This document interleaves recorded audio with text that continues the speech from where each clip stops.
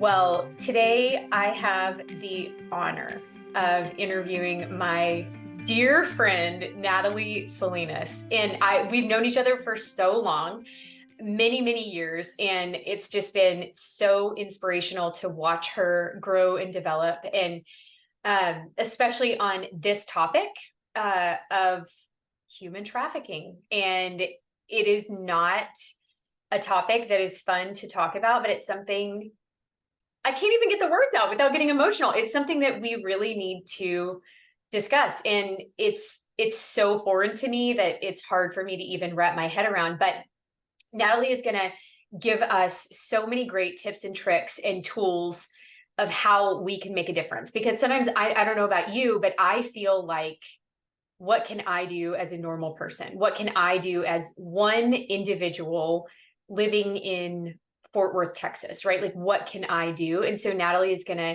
really tell us what we can do as individuals to make a difference. And I love that. So I am going to tell you a little bit about her, and then we're going to let her take over and let her do the talking. So Natalie is the U.S. Reach Coordinator with A21, which is a global counter-trafficking organization. Her goal is to link arms alongside partners and volunteers within the U.S. to tangibly resource and equip them to educate, bring awareness, and provide prevention opportunities locally. She has 15 years of experience in mobilizing community leaders to engage their community and meet needs locally. Her heart is to activate local communities to raise awareness about human trafficking and implement tools to best protect them and those they care for. In her spare time, she loves spending time outdoors with her husband, AJ, and kids, finding new restaurants and traveling to explore some of the most beautiful places in the world. So, Natalie, thanks for being here. Thank you so much for having me. I'm so excited to be here and get to chat with you. Oh my gosh. Well, I am so excited to learn from you because I really do. Like, okay, so Natalie moved. We used to go to church together, and then we both moved like to different places, and she moved for a lot of years and then came back, and we ran into each other at Costco. And we were like with our kids and all the things, and it was crazy. But I was like, Natalie, like I don't know. I want to just like pick your brain, and I don't know what to do to make a difference. And so I guess my first question is, how did you get involved in this to begin with? Because it's such a valiant thing that you're doing. And so how did you even get involved in this? Well, it's kind of a funny story because I really thought that I was going to be in full-time church ministry forever. And that's where I started. I went to Bible college. I've worked at churches over the last several years and since I graduated college. And so I just thought that's where I was going to stay. And the last few years in my previous role at a church, I was a community engagement pastor. And a large portion of what I was doing was mobilizing our church to get out into the community and serve, and building solid partnerships in the community and learning how we can actively make a difference in our local community. And with that, this passion just really caught fire in my heart for human trafficking. The more I started learning about local human trafficking organizations and then becoming familiar with A21 and the work that they do, it just was, I think my mama bear heart came out, and like, I was like, we got to do something. And so what's really cool is that now in this season of being in the nonprofit world is now I get to equip people from all sectors and all backgrounds. I get to connect with churches and business owners and other nonprofits and really just resource and equip them with tools to be able to know how they can engage in the fight, how they can make a difference in their local community, because there is so much opportunity and there's so much that just the average person can do. That's amazing. And that is what I want to know. So what is A21? Like, tell me about that company. Yeah. Or organization.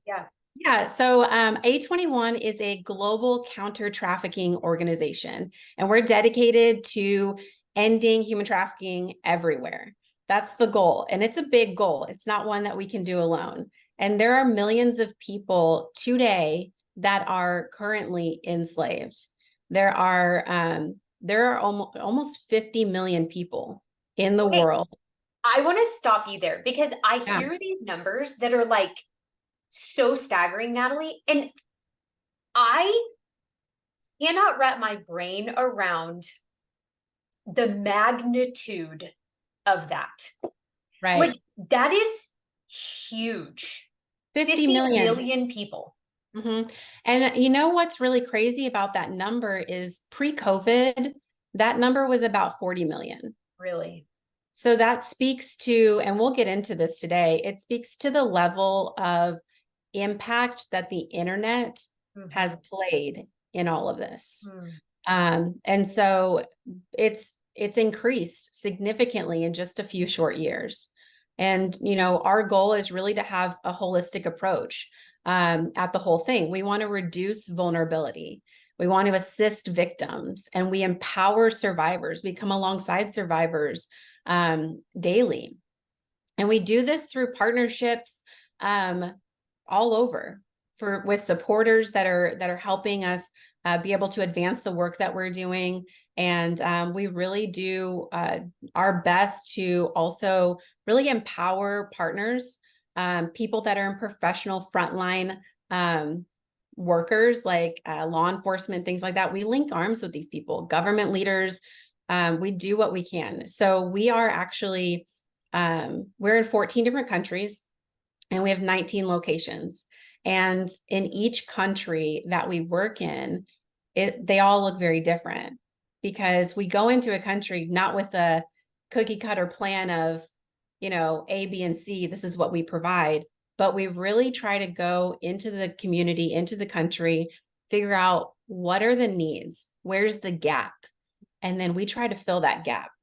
And so in some of the countries, we'll have offices, in others we'll have freedom centers, which are drop-in centers to be able to allow survivors in our care to get meet with their caseworker and receive case management.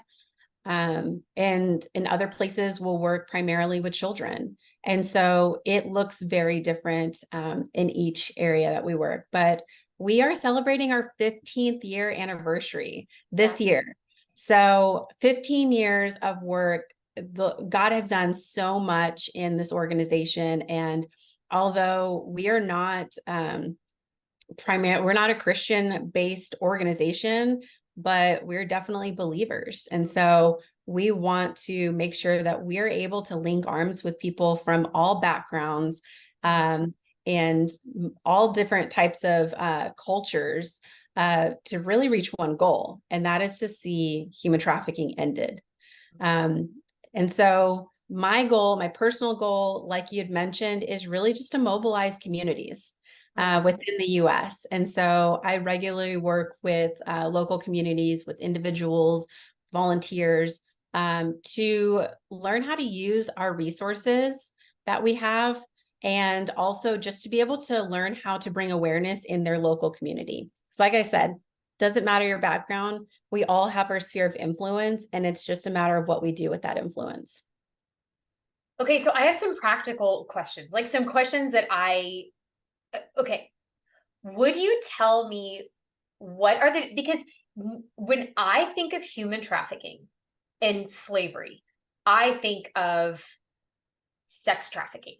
I think of innocent young people getting trafficked, and that is just what I automatically think of. But what I'm coming to understand is that human trafficking actually encompasses a number of different things. And so, would you give me some examples of different types of human trafficking, including sex trafficking, but like what are the other types of human trafficking? And yeah. Definitely. So first, I can give you the government definition of what human trafficking is, because this is something that is shifted over the years. But currently, this is the actual government definition: is human trafficking is the illegal trade of human beings. It's the recruitment, control, and use of people for their bodies and for labor through force, fraud, or coercion. So when somebody is tried as a trafficker, those three things, either one of those has to be met. It's either through force, through fraud, or through coercion. The only caveat is with children under the age of 18. In the United States, you do not have to classify, they do not have to be forced, fraud, or coerced for it to be considered human trafficking, because by law, children are not able to make that decision. And so anybody exploiting children will be charged as a trafficker. So that's kind of just a good, clear explanation, which, you know, is so helpful. But yeah, you're right. I think a lot of people really, when they think about human trafficking, they think sex trafficking. They think maybe a troubled girl who has gotten herself into trouble. There's so many misconceptions of what it looks like, especially in 2023. Yeah. Things, people have so much more access to our personal information and our personal life. And so, so there's numerous ways that human trafficking can look. It can be through forced labor. Yeah. Can you give me an example of that? What does that look like? So forced labor is when a person is forced to work in captivity for little or no pay. Okay. Do you have a story? Like, do you have, like, have you seen like personally a story of this? I know that you have. So there are actually a lot of times people don't associate labor trafficking as something that happens in the United States because of laws, you know, to be able to protect employees. But that's really not the case. There are children that are being utilized in warehouses, like massive, like major companies within the US. Hey, I have to stop right there. Yeah. What does that mean? They're being like in a warehouse. Like, what does that mean? So major companies in the US, like let's just give an example because I don't want to give any specific names or anything, Sure. but like let's just say a major chip company, right? They have to hire a recruiting company a lot of times to get employees in these warehouses to fulfill the duties of, you know, production, right? And so through those hiring companies, that is where it gets a little dicey. And so there are people that, especially nowadays, there's so many people coming into our country just looking for genuine work, just trying to, you know, provide for their family or send money back home to their family. And so they, out of desperation, will do anything. And so this isn't just with children, it's with adults. And so that can look like them coming into work and maybe making less than minimum wage. You know, we all have, everybody has, every country has that baseline of what is required. What's the baseline of lowest amount you can get paid per hour? And so that is being taken advantage of in a lot of people. And it's because of their vulnerability. So you figure out what their vulnerability is, whether it's a lack of food, lack of resources, lack of housing, and you try to exploit that. And so it looks a lot of different ways. Also, agricultural labor trafficking, the amount of I guess, increased need for food and resources, like all of that is skyrocket because our demand is higher. Well, that is pressuring businesses to be able to put out more products faster, right? Which essentially you need more workers, but not necessarily want to spend more money. So it's just, I mean, we are all really a part of this at the end of the day. And I think I say that without it being super like guilt placing or, you know, convicting, but really we're all a part of it, because whenever we buy that item that is incredibly cheap, you have to consider and think about who made that, where was it made, and how am I contributing to human trafficking? Because majority of the consumers of products that are made by people that are being trafficked are Americans. We're the number one consumer. And that's just something to really think about when it comes to labor trafficking, because it very much does affect us and we are a part of it. And so that just really stems from just, being more aware of what we're consuming. And so there's some amazing companies out there, and they usually have verbiage on their website. The really honest companies will have something on their website to let you know where their product is made, and if it is whether it's fair labor, fair trade, those types of things. So fair labor and fair trade are things that we should be on the lookout for. Yeah. Okay. What are the other buzzwords? Is that it? So for me personally, like, I always like to make sure that if I can buy something that's made in the US, there's less chance that it is, that there's potential exploitation happening. Now, not to say it doesn't happen, because I just told you it does, right? But there is a lower chance just because of the laws that we have in place in the US. But there's some amazing companies across the world that make great products, clothing, things like that. And it just is dependent on the laws that are in place within that country. So let me ask you, because you said the US is the number one consumer. What country is the number one, like, human trafficker? Like who's the most? So that's something that's really hard to like quantify, because human trafficking is so complex. And, just talking about labor, like, that's just one aspect of it.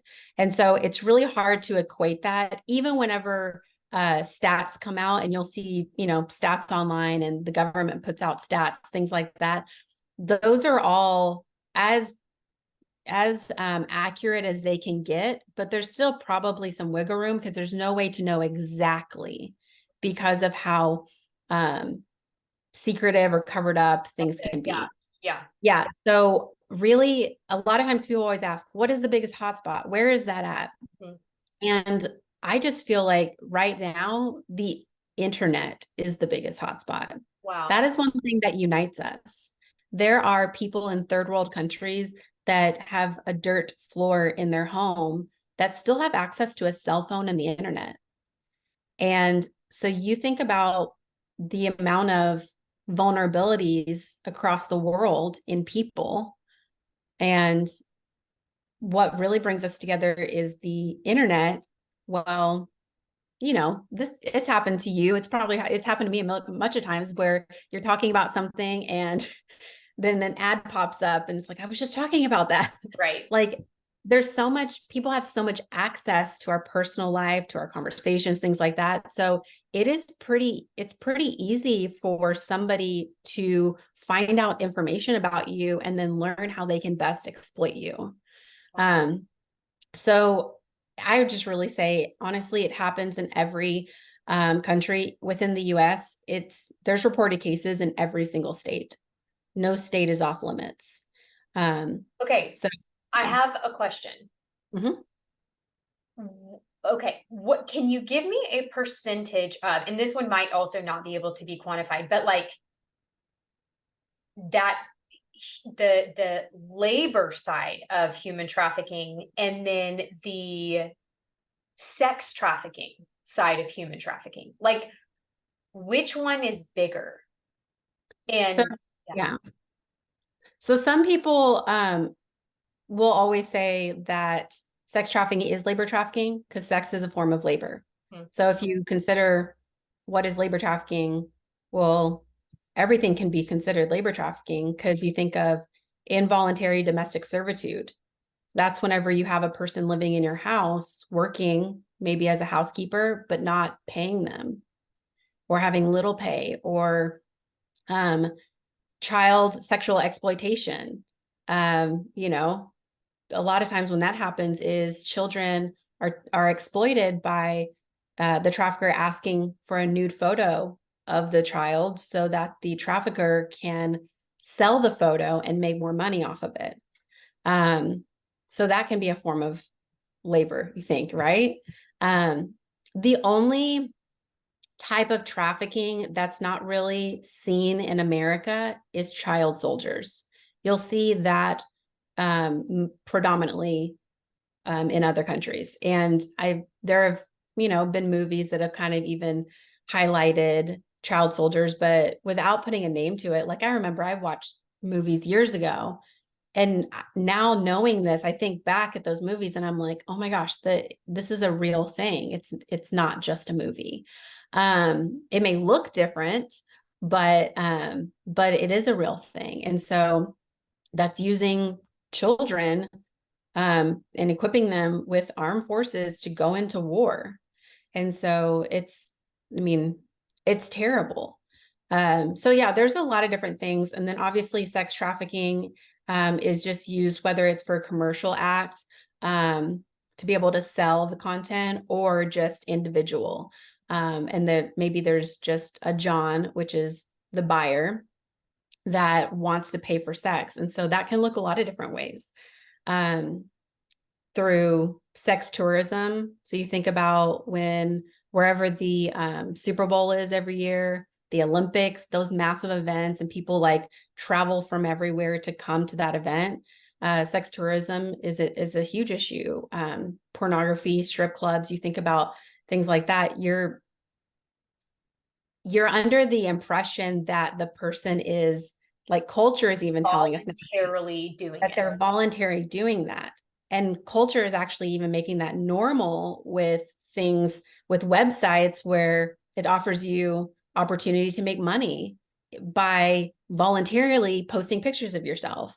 And so that's not the case in all cases. Like, not every person actually wants to do that. Not every person at a strip club actually wants to, strip for a living.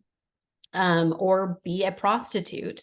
And so it all stems from the vulnerability, figuring out what that is. And that's something that everybody has. Everybody has some vulnerability, whether it's insecurity, whether it's not feeling loved, maybe not having a family, lack of food, resources, things like that. And so when you consider just vulnerability, then the number of who is vulnerable goes way up, because it's like, well, we're all vulnerable at some degree. And so we really work to provide tangible resources to decrease vulnerability. We want to educate more people so that way you are empowered. And when you're empowered, there's less risk of vulnerability. And so it's just a really powerful thing to consider, is when you look at what the root of it is. There's several ways that this can happen, because another really common question I get is, what are the recruitment methods? How does a person get into this? Because when we use our logic, it makes no sense, right? Or we think it is a troubled teen that's just hanging out with the wrong people. And it can look a lot of different ways. It can look like false job advertisement or opportunities. And that is online job postings, in-person job postings, any job postings. And you get there for the job and they promise you, a certain amount of pay or a certain position, things like that. And then you get there and it's not what it is. But you're so vulnerable for work, it's like you feel like you have no choice. The lover boy or Romeo trafficker is probably, I think, what would shock people the least, is just somebody trying to get to know you, befriend you, become a boyfriend, girlfriend, just somebody special in your life that you trust. And then one day flipping a switch. And sometimes years will go by. I have a question about this, and then I want you to continue. Yeah.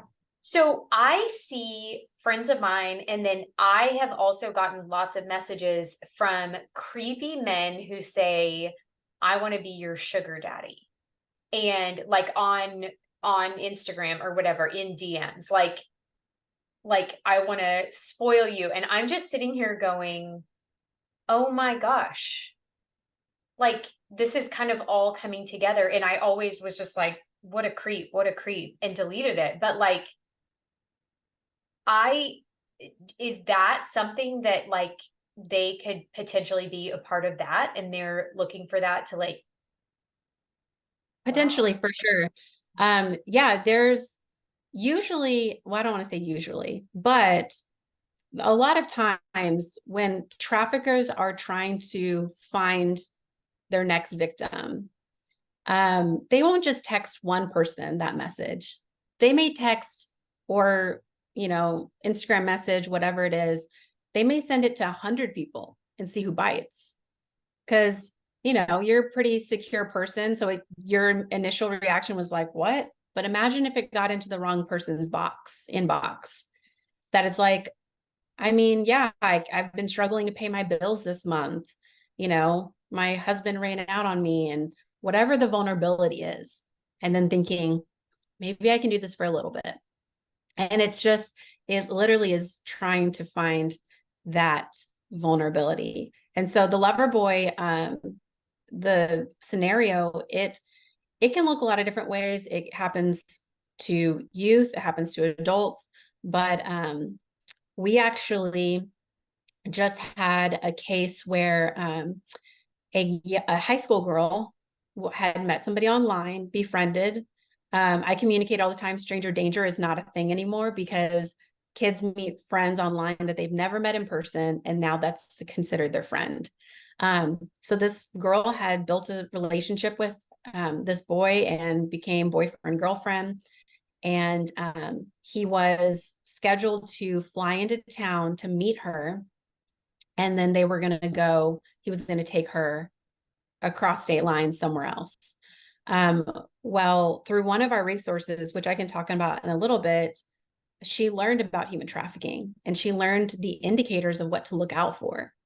And when she learned this in her classroom, she immediately got up after class, went to her counselor and told her, hey, I just learned about this. I think this is happening to me, and he's coming to meet me. So the counselor connected with law enforcement. Law enforcement was able to meet him at the airport and not only did they arrest him for that, but found a terabyte worth of content on him of child exploitation. And so it's such a crazy story, but at the same time, this is why I get excited about what I get to do in helping people get empowered and by distributing resources and learning how to utilize these resources. So that's a recent story that happened in DFW. In our area, Natalie, Yeah. it's like, I feel like I always think about this as happening somewhere else. No. And I've always been in more suburban towns, and you think these are just, there's young families and everybody that my kids go to school with is fine. And it can look like the average student. Another recruitment method is being sold by your own family. And this is very much a thing that's happening. This is another DFW story. There was a girl that reported that her dad had been taking photos of her. And she at first allowed him to because he said, we're really struggling to pay bills. Let me just take photos of you and I can sell them to make money for our family. I won't touch you or anything. And in her mind, because she's young, it's her father, the person you trust, she agreed reluctantly. And he was taking photos of her and selling them online. And when she learned about human trafficking, she reported it and said, This is what's happening to me. And so that happens all over, in other countries like Mexico, parents will, sell their kids to be trafficked to America, thinking that their kids would have a better life, but they also need to be taken care of. And so, yeah, false relationships, a promise of a better life, debt bondage. If people need maybe a green card or something like that to come to America, maybe from another country, Venezuela, Honduras, Mexico, anything like that, maybe they come into contact with the trafficker and says, hey, I can get you into the US and get you a job. Yeah. But in all reality, and get you a green card. But in all reality, they come to the US, they start working, but they realize they're never going to pay off the debt because that part was the lie. And so it is there's a wide array of ways that it happens, and it can happen to the average person. It doesn't have to be somebody that just is, there's no economic background that ties to this. It really can be any. When I was in Houston, there was a girl in a smaller town over by Galveston. It was a smaller town, super small. Like, I think it was like maybe like 3 streets. The town was so small. And she met somebody online. And, it's just a very small suburban town. You think nothing happens there. I think they have like they probably only have like 2 actual officers in their city because it's just so small. And it's just places you think that it would never happen. And it still does. So here's so, yeah, one of my other questions is, and this is what my Derek and I talk about all the time. This is what I ask Rebecca, my twin sister, and I talk about, because I said, who is like, in order for this to be happening, Natalie, there has to be a demand. Who is partaking in this disgusting thing? Who are the people? And what my twin sister said to me on the phone, I was telling her about you. And what she said to me was, I think we would be shocked at who in our community is involved. Mm-hmm. Yeah. You would be very shocked to know that it is the average husband with 2 kids. It is because, I mean, you think about the demand of sex in general. You think about the demand to make money quicker and faster and for less money, right? Low cost, right? High demand. There's a high demand. And so you want to make the most amount of money spending the least amount.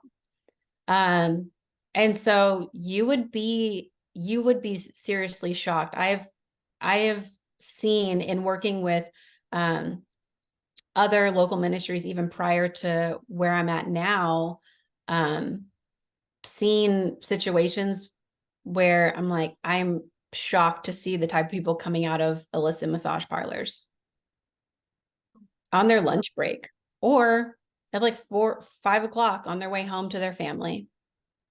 And it will never become like normal. I can't even fathom that. Like, because in my mind, Natalie, it's like, when I think about it, I think about like a Dateline episode that is like, what in the world? This is like the craziest thing ever, that this husband and father was partaking and had this secret life and was doing this stuff. But you're saying this is not some far-fetched Dateline episode. No. It's so deeply upsetting to me.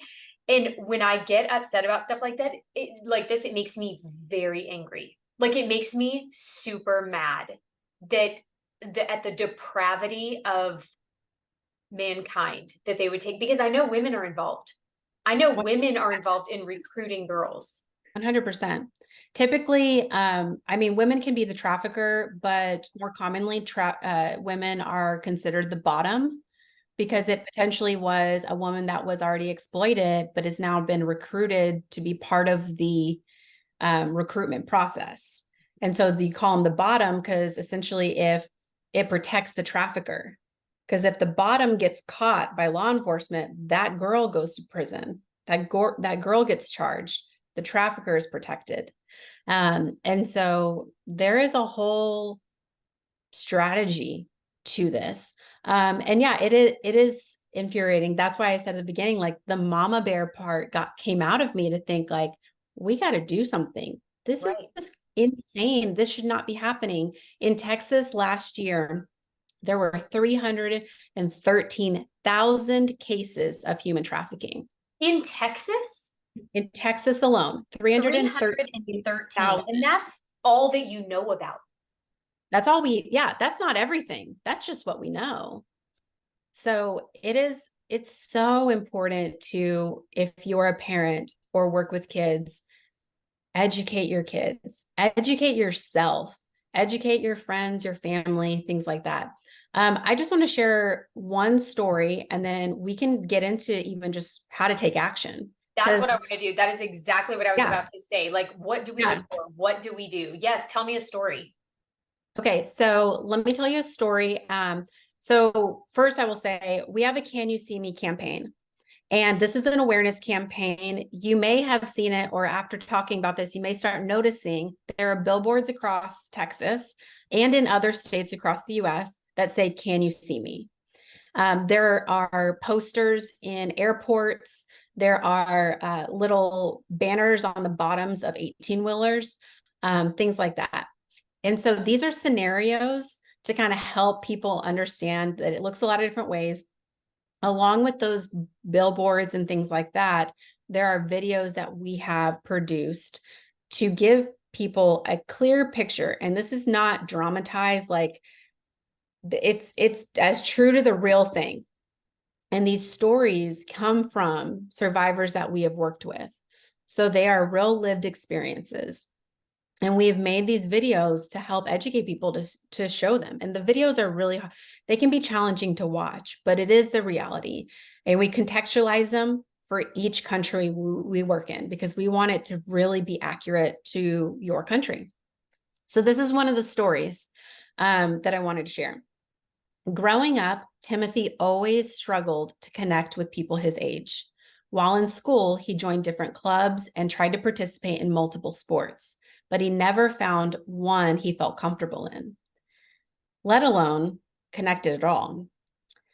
After multiple failed attempts, Timothy found himself after school turning on his live online game system, trying to forget about the world. In the games, he was able to be himself and easily connect with people without the pressure of seeing them face to face. One day, he met a girl he really liked online who played the same game as him. After talking for some time, she asked him to send revealing pictures of himself, and she did the same. However, it wasn't long after sending the pictures that the girl revealed herself to be a male in his 20s. He told Timothy in order for him to not send pictures of himself to the school, he would need Timothy to start a webcamming account and send him all the funds. For the next year, Timothy was forced to make money online and send it to this man, fearing his pictures were going to be leaked. After finally having enough, he told a friend at school and then told a teacher. And eventually, law enforcement became involved. Law enforcement connected Timothy with A21 for aftercare services, and his caseworker was able to help him refocus on his goals and ambitions for the future. Since working with A21, Timothy has received counseling services and has been reconnected with his community at school. He has been able to process what happened to him and is working with a team of individuals who are meeting Timothy where he is in his healing journey. That's just, one little personal story of what online exploitation can look like. Wow. And, it happens to boys just as much as it happens to girls. In fact, it has increased in boys since COVID because more boys are spending more time on gaming devices, and more kids are just on social media even more than they ever have been. So it is important to know how to take action, and we all want to educate ourselves and have the right tools, just as we would with anything else when it comes to protecting ourselves and our family and our kids. And so you can educate yourself. That's first and foremost. The most important thing is educate yourself first. And so you can go to our website, a21.org. And on that website, there's a drop down and you can click on our education page. There's tons of things there, but just scurry our whole website because there's so many amazing resources. We have a global broadcast that we produce every year, and that global broadcast will give an up-to-date explanation of human trafficking, of current trends, things like that, things that we're seeing, and really just help educate the average person. We have our Can You See Me videos that I mentioned earlier. Those are really powerful to watch and even just to understand the story behind it. We have e-courses that are on our website that you can go through self-paced of just learning more about human trafficking. And we have an action hub, which is a community where people that are passionate about the cause can get involved and get resources. So our team adds resources on that action hub that you can utilize to raise awareness in your local community. They do that regularly. You can mobilize your community. It's huge. So really just say mobilize your community. I'm going to be honest. That sounds scary. That sounds overwhelming. That sounds like I don't know where to start. So tell me, like, as a normal person, mobilize your community. What does that mean in layman's terms? I think figuring out what this is how, when I talk to volunteers, when I talk to teams, I always say, like, figure out where your influence is. Is it within your household? Because no influence is too small or too big, any of that, right? And so where is your influence? Is it in your household? Is it in your office building with coworkers? Are you a teacher and you have a classroom full of 20 kids? You know, are you a business owner and, you know, have the influence of hundreds of employees? So figuring out where your influence is and just sharing the information. So sharing some of the resources that we have on our website, sharing information about A21, about other local nonprofits that are doing same and similar work, and educating them on, you know, just the knowledge of that is happening in their backyard. It is happening everywhere. And so teach your peers, educate your family, post on social media. You can follow A21 at A21 on Instagram, Facebook. We're on LinkedIn as well. And so we post to all those platforms. You can join Walk for Freedom. So Walk for Freedom is our global awareness walk, and it happens every year. And this year is the 9th year that we've done it. So there are hundreds of walks happening across the world on the same day. This year, it is October 14th. And I'm actually hosting one in downtown Dallas. And so it's going to be a really powerful day to be able to come out and just to learn more about human trafficking, to learn what other local partners and organizations are doing the work on the ground in DFW, and simply raise awareness. And so you will rally together, get everyone excited and pumped up, and then we will form a single file line and we will walk around downtown Dallas, McKinney area, and then Clyde Warren, which is, if you're familiar with DFW, those are very visible spots in the city. And so we will just be holding signs. We'll be handing out flyers just to educate the community. And it's just a really powerful day. I've personally hosted these walks for the last 5 years. And now I've done it in Houston the last 5 years. And so now I get to do it in DFW. And I'm just, it's one of the funnest projects I think that I get to do every year. And any volunteer can host a Walk for Freedom. We have volunteers that are hosting these hundreds of walks. That's hundreds of volunteers people like you, people like me that are empowered to plan one of these and put one of these on. And we support you along the way as an organization. We have tools for that. Whether it's hanging posters, all of our Can You See Me scenarios have indicator posters as well. And so you can print those. You have access to them on our website as well to be able to hang them in schools, businesses, things like that. Or maybe you're thinking, you know what? My time is short, but I would love to give. That is always an opportunity. You're able to give to the overall organization as a whole, or you're able to give to specific projects by working with our team. You're also able to set up your own fundraiser on our website, and then you can promote it to your group, or you can shop of any of our things in our shop. And so those are some ways. But what my favorite part is talking about these resources. So there's some amazing resources on here. So it's so funny. I actually just had to have this conversation with my daughter of the birds and the bees conversation. She's at that age, and I'm like, I had to have this conversation. But how many parents feel so awkward about this? Like, how much do I tell them? What age do I do it at? Human trafficking is same thing, right? It's like, how do I even talk to my children about this? And so we have parent guides that are age appropriate. One is for younger kids and one is for older kids. And I've personally gone through these with my own children, and it has been so effective because my child has received messages. Yeah. And she knew exactly what it was. She knew how to identify it, and she knew to come to me. And so we have these amazing parent guides that walk you through how to implement safety measures in your family, what to look out for, things like that. We have a digital safety guide that just focuses on online safety. We have a safe relationship guide to help people understand the differences between what a healthy relationship looks like and an unhealthy relationship, which you may think is a no-brainer, but it's not.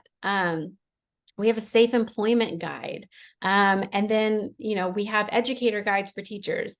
And I think that one of the really coolest projects that we've been working on is, for the last year, we have been in the piloting season of our K through 12 curriculum.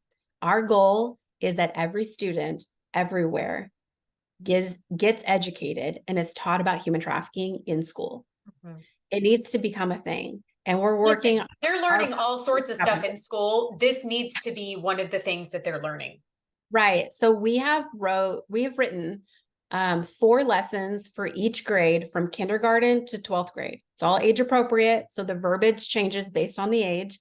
And we've been implementing these or piloting these in Dallas ISD and Irving ISD here in Texas. And then a few other states have been piloting it for us as well. We have seen several cases of self-identification of teachers that maybe had been previously exploited themselves and never dealt with it, finally saying, I need to go to counseling for this. And so it's such a powerful tool. And the educators that are teaching this curriculum, our team teaches the educators. The educators will teach the children. And it has been such a powerful tool because we have just seen so many people just really being able to self-identify because they're given the language. Right. So much of what makes us nervous about human trafficking is we don't know what it is, what it looks like. We don't have the language. We don't know what online child exploitation looks like or what's the definition, things like that. And so all of these tools will help you know what it is, what it looks like, and what you can do. And I'm just so pumped about that K through 12 curriculum because we really are so excited and honored to partner alongside educators. They spend more time with our children than we do during the school year. And how amazing would it be to know that this is something that is a part of your kids' education? It's not something they find out in high school. They know from the very beginning of what a safe boundary and an unsafe boundary are, what safe and unsafe touch look like, and things like that. And so we have all these resources on a21.org.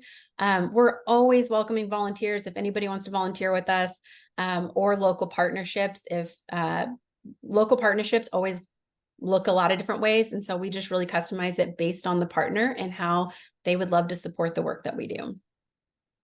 Okay, so first of all, these resources are insane and amazing. And I am sitting here thinking, oh my gosh, like I'm going to go on and look at all of the age appropriate ones for my kids, because it is a hard conversation to have. And I am so excited that y'all have spent the time and the energy to put these resources out there so that I don't feel like I have to come up with it on my own. You know, I mean, that's what the intimidating thing is. And you're exactly right. Like, it is giving it the words, giving it the definition, giving it like a description so that I even know what it is. Because I came into this interview today and I was like, dang, you're going to have to educate me like I am in kindergarten. Like all I know are the high level terms, and I feel terrible about that. But I'm so grateful that you educated me so that I know what this actually means.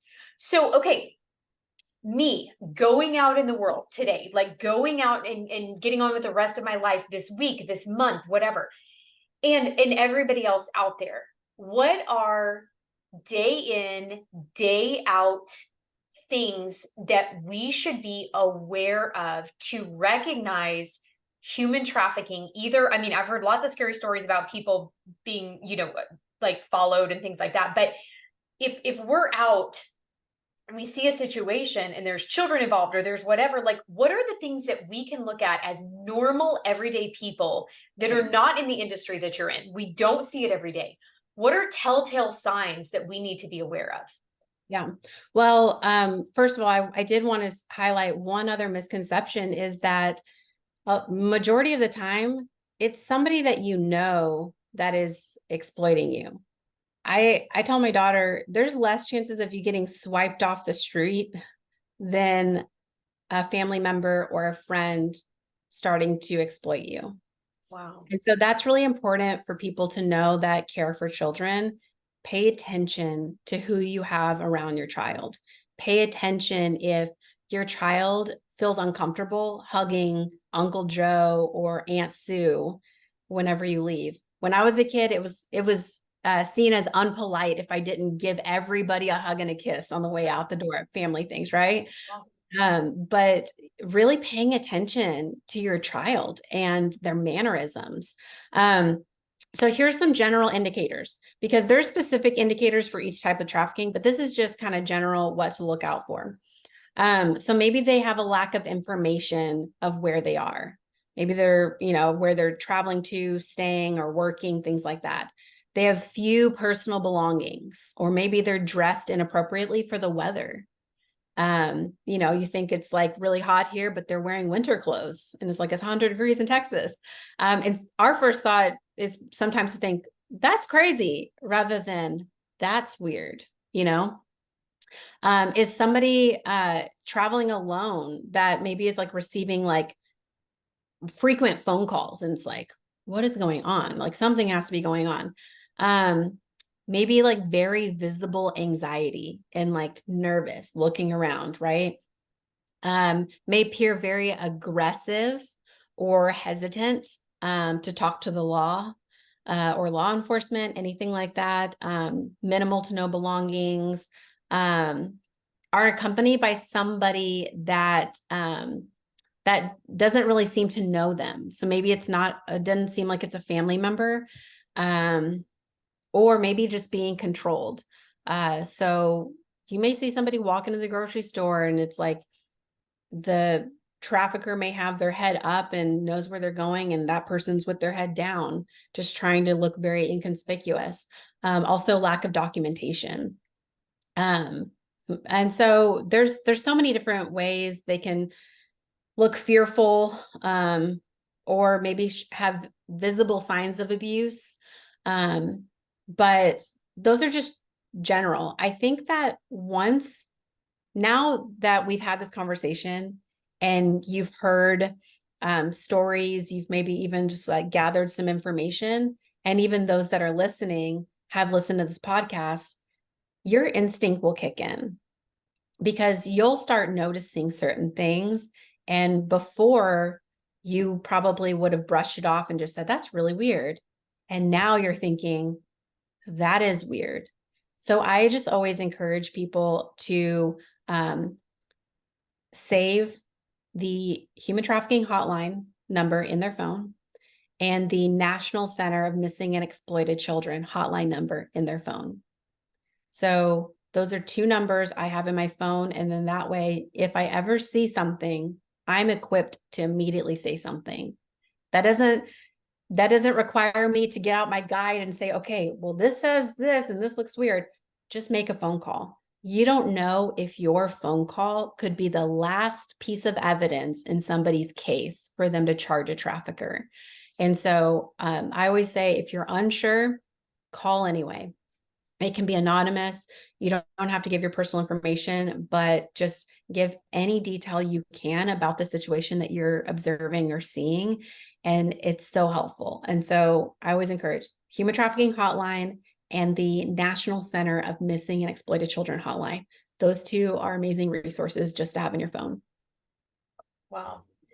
Well, I cannot thank you enough for just your time and telling us and just educating us on all of this, because if all of the normal people that want to prevent this, that want to do good, like if all of us get involved, then we can eradicate this.